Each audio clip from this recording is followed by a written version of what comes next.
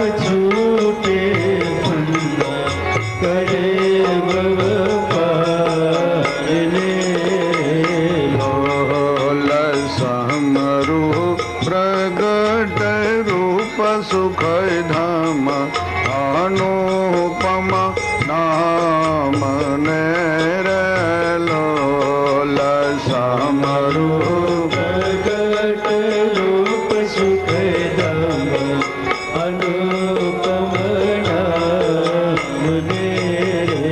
લોલ જન ભવ બ્રહ્માદિક દેવ ભજે તે તજે કામ ને રે. લોલ જન ભવ બ્રહ્માદિક દેવ ભજે તજી કામ ને રે. લોલ જે હરિ અક્ષર બ્રહ્મયાધાર તે પાર કોઈ નવલ હે રે.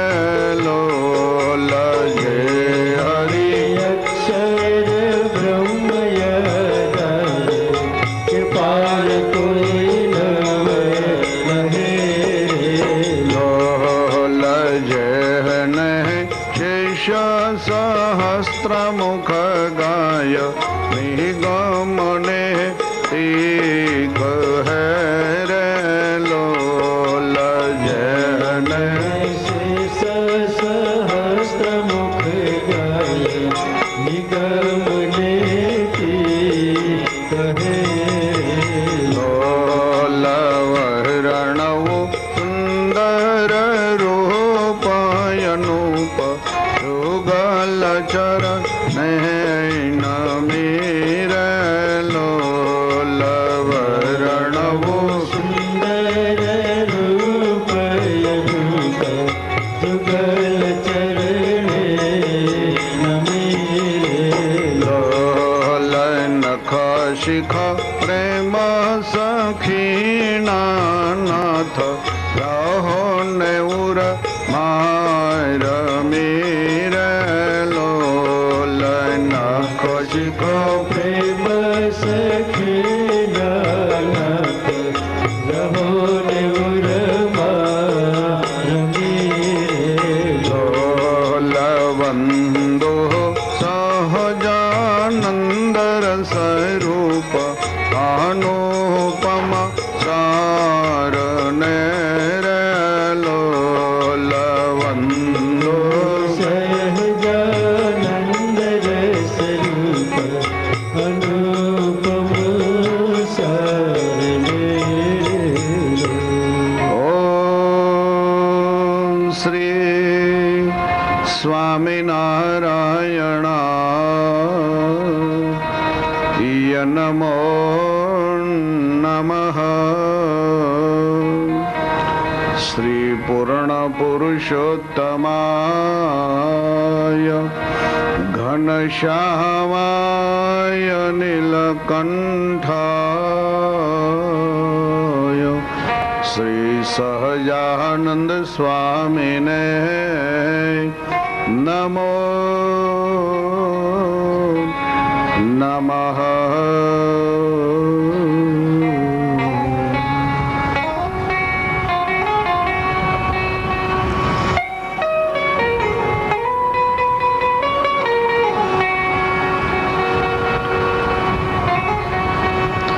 બોલો સ્વામિનારાયણ ભગવાનની જય. શ્રી નરનારાયણ દેવની જય. શ્રી લક્ષ્મી નારાયણ દેવની જય. શ્રી મદન મોહનજી મહારાજની જય. શ્રી રાધાય રમણ દેવની જય. નાથજી મહારાજની જય. શ્રી બાલકૃષ્ણલાલની જય. શ્રી રામચંદ્ર ભગવાનની જય. શ્રી વિઘ્ન વિનાયક દેવની જય. શ્રી પવન સુત હનુમાનની જય.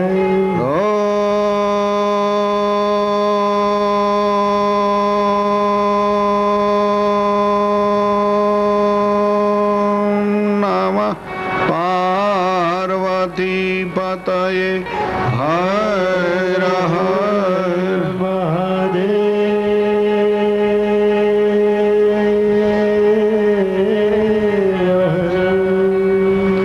પૂર નર ભરત પ્રીતિમય ગાય પ્રીતિમય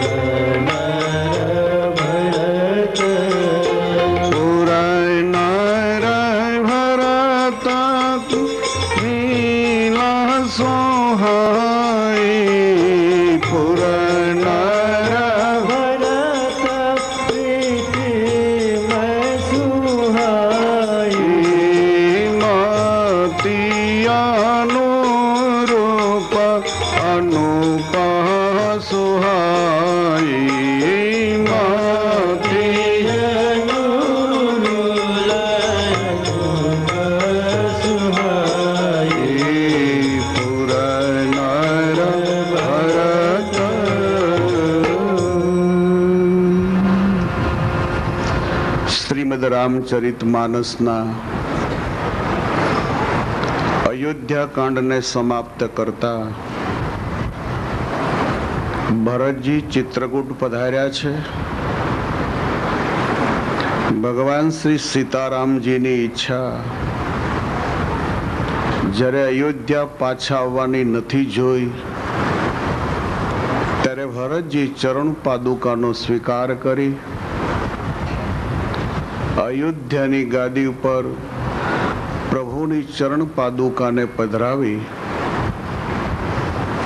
તપસ્વીના જેવા વેશને ધારણ કરી નંદી ગ્રામમાં ભરતજીએ નિવાસ કર્યો છે.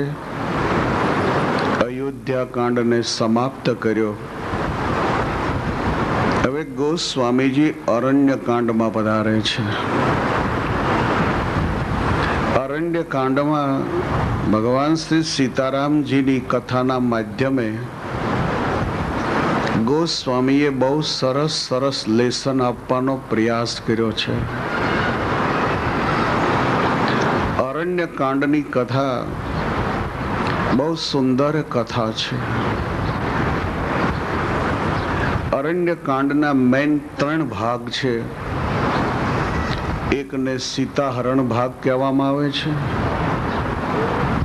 એક ભાગને જટાયુ મોક્ષ ભાગ કહેવામાં આવે છે અને ત્રીજા ભાગને શબરીનું આતિથ્યપણું ભગવાન સ્વીકારે છે એ ભાગ માનવામાં આવે છે. આ ત્રણેય કથાઓ પ્રત્યેક લોકોના જીવનમાં બહુ ઉપયોગી કથા છે. આ કથાઓના માધ્યમથી ગોસ્વામીજી એવો સમજાવવાનો પ્રયાસ કરશે કે માણસનું જે બ્રેન છે એમાંથી જે વિચાર ઉત્પન્ન થાય છે એ વિચારો પ્રવાહી હોય છે.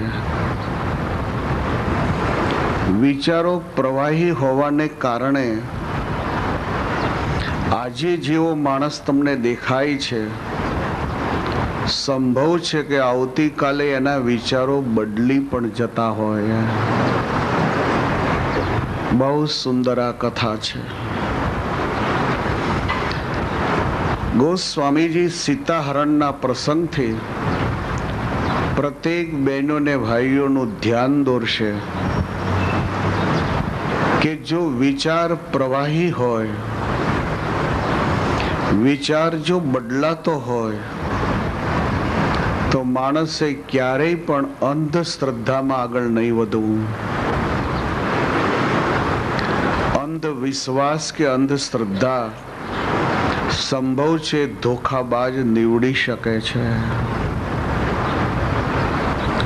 પ્રત્યેક સાંસારિક કાર્યને પોતાની બુદ્ધિથી જ માણસે નક્કી કરીને આગળ વધવું.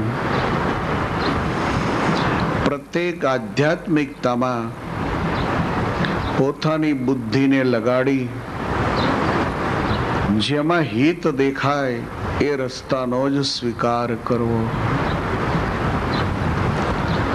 ઘણીક વાર અંધશ્રદ્ધા ને અંધવિશ્વાસ માણસને પીછેહઠ કરાવે છે. સીતા હરણની કથાથી બહુ સ્પષ્ટ બતાવશે અરણ્યકાંડ. રાવણ જ્યારે આવશે પછી લીટાની બહાર ઊભો રહેશે, રેખાની બહાર. કારણ કે રાવણ જાણતો હતો કે આ રેખાની અંદર જવાય જ નહીં, ને જાવ તો હું સળગી જ જાવ એમ. એટલે રાવણ બહાર ઊભો રહીને સીતાજીને એમ કહેશે કે ભિક્ષામ દેહી. સીતાજી છાબડીમાં ફળ ફૂલ લઈને આવશે, લીટાની અંદર ઊભા રહીને ભિક્ષા આપવાનો પ્રયાસ કરશે.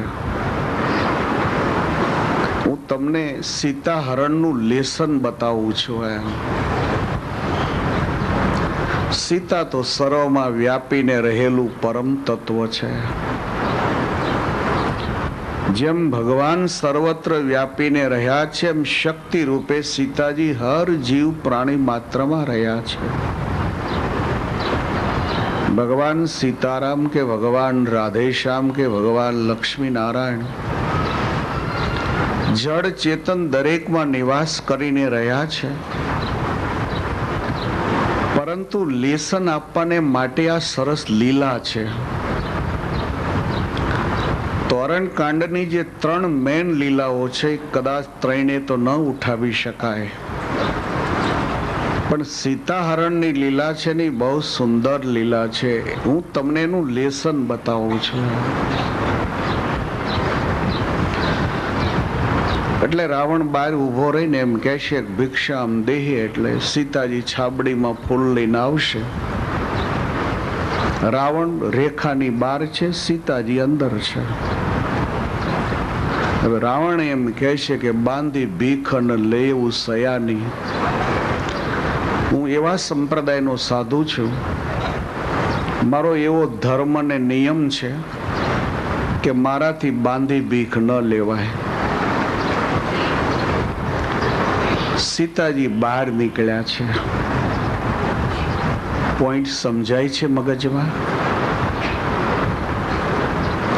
રાવણ જ્યારે એમ કહે છે કે મારો એવો ધર્મ છે કે બાંધી ભિક્ષા હું લેતો નથી, તો સીતાજીને કહેવું જોઈએ ને કે મારો પણ એવો ધર્મ છે કે કુટિયામાં જ્યારે કોઈ પુરુષ ન હોય ત્યારે મારાથી પણ લીટાની બહાર ન જવાય. આ મારો ધર્મ છે.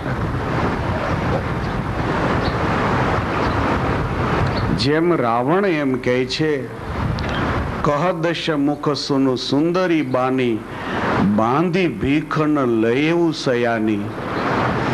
હું એ સંપ્રદાયનો સાધુ છું કે બાંધી ભિક્ષા હું ક્યારે સ્વીકારતો નથી. તો માતાજી કહેવું જોઈતું હતું કે તમે તમારા ધર્મને જો છોડી ન શકતા હો તો પછી હું મારો ધર્મ કેમ છોડી શકું? મારો પણ એ ધર્મ છે કે જ્યાં સુધી ઘરમાં કોઈ પુરુષની હાજરી ન હોય ત્યાં સુધી મારાથી પણ આ રેખા બહાર ન જવાય. મને લખને પ્રતિબંધ કર્યો છે કે કોઈ પણ સંજોગમાં તમે આ રામ જે દુહાય છે એની બહાર ન જશો તો મારો પણ એ ધર્મ છે કે આ લીટાની બહાર મારાથી ન જવાય. બીજી વાત, રાવણ જ્યારે એમ કહે છે કે બાંધી ભીખ ન લેવું સયાની, તમે લીટાની અંદર ઉભા રહીને જો મને ભિક્ષા આપશો તો હું નહીં લઈ શકું એમ. માટે લીટાની બહાર આવીને તમે જો ભિક્ષા આપો ને તો હું લઈ શકું એમ. સીતાજીએ વિચારવું જોઈએ કે ભગવા કપડા વાળો જે સાધુ હોય ધર્મ પાળે અને પળાવે. સાધુ એનું જ નામ કહેવાય કે પોતે ધર્મને પાળે, બીજાને ધર્મ પળાવે. બીજાના ધર્મનો ભંગ કરાવે એ સાધુ નો કહેવાય. સાધુનો અર્થ એ થાય છે કે પોતે ધર્મને નિયમોને પાળે અને સમાજ પાસે નિયમો ને ધર્મો એનું પાલન કરાવે. એમ કોઈ ધર્મથી બહાર જતો હોય તો એને ખોટું લગાડીને પણ બે હિતના શબ્દો કઈ ધર્મમાં લાવે, એનું નામ સાધુ કહેવાય. તો રાવણ જ્યારે સીતાજીને પોતાનો ધર્મ છોડવાની વાત કરે છે કે હું બાંધી ભીખ લઈ શકીશ નહીં, મારો આ નિયમ છે, મારો ધર્મ છે, તમે બહાર આવીને જો મને ભિક્ષા આપો ને તો હું લઈ શકું. તો માતાજી એ ટાઈમે વિચારી લેવું જોઈતું હતું કે ભગવા કપડા વાળો સાધુ કોઈ દિવસ ધર્મ છોડવાની વાત કરે જ નહીં, અને કરતો હોય તો એ પાખંડી સાધુ હોય, હિન્દુ ધર્મનો સાધુ ન હોય. કદાચ હું લીટાની બહાર આવીને ભિક્ષા આપવા માટે ઉતાવળી થાવ તોય પણ આ સાધુએ એમ કહેવું જોઈએ કે તમારો ધર્મ તમે નહીં ચૂકો. ધર્મની મર્યાદામાં જ તમારી મારી શોભા છે. અત્યારે કોઈ કુટિયામાં નથી ને, એટલે આપ લીટાની બહાર ન આવી શકો, તમારો ધર્મ છે, તમે બહાર નહીં આવશો. આ સીતાજી આવતા હોય તો ના પાડવી જોઈતી હતી, પણ સામેથી સંન્યાસીના વેશમાં રહેલો આ કપટી એવું કહેતો હતો કે હું બાંધેલી ભિક્ષા નહીં લઉં, તમે બહાર આવીને આપો ને તો સ્વીકારી શકું. માતાજીને ખ્યાલ ના આવ્યો કે ખરેખર આ સાધુ ઢોંગી છે, પાખંડી સાધુ છે. કોઈ આ ઓરિજિનલ કોઈ દીક્ષિત સંન્યાસી નથી.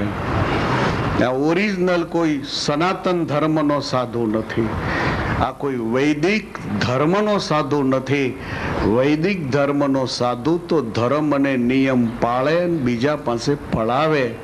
એને બદલે મને એમ કહે છે કે તું લીટાની બહાર આવી તો હું ભિક્ષા લઈ શકું. માતાજી કુટિયામાં પાછું જતું રહેવું જોઈતું હતું. સીતા હરણની કથા બહુ સુંદર છે. મેં તો ખાલી તમને કા સેમ્પલ બતાવ્યું, એનો લેસન બતાવું છું. આખું આપણે માનીએ છીએ કે રાવણ આવ્યો ને સીતાજીને ઉઠાવી ગયો. હવે એ તો નાનું છોકરું છે, એને કંઠે થઈ ગયું છે. એમાં આ સિરિયલ આવ્યા પછી તો બધાને ખબર છે કે સીતાજીનું હરણ થયું. એની ઉપર તો લાખો વર્ષો વહી ગયા છે. ભગવાનના લીલા ચરિત્રો છે એટલે બરાબર છે, આપણે ગાઈએ છીએ, પણ વારંવાર એને ગાવાથી આપણા જીવનને શું ફાયદાઓ થાય છે? શા માટે આ કથાને વારંવાર આપણે ગાઈએ છીએ? આનાથી લાઈફને શું મળે છે, સમાજને શું મળે છે? તો સીતાહરણની જે કથા છે એનું લેસન છે કે માણસ બદલાતા વિચાર વાળો હોય છે. માણસના બ્રેનમાં વિચારો છે, સ્ટેડિતા વાળા નથી. આજે જે વિચાર તમને એના દેખાય છે સંભવ છે કાલે બદલાઈ બી ગયા હોય. વેશ ભલે ગમે તે રહ્યો, વિચાર બદલાઈ જાય છે. વેશમાં તો સરસ કપડા હતા ને રાવણના, ભગવા જ પહેરીને આવ્યો તો ના નરાધમ અમારા સાધુના કપડા પહેરીને આવ્યો. એમ દુનિયા આજ બી અમને ભાંડે છે. હજી બાવો આવ્યો લેંગા વાળાના કપડા પહેરી, લેંગો પહેરીને ગયો તો વાંધો, સાધુના કપડા પહેરીને ગયો, ભગવા કપડા પહેરીને ગયો, ધાર્મિક ચિહ્ન બધાય લગાવીને ગયો. એમ કપાળમાં જાણે રોટલી ચોડવવા માટે જેમ તવાને કેમ કઠેવાળો કર્યો હોય, આટલું ચંદન ત્રિપુંડરનું ખેંચીને ગયો તો.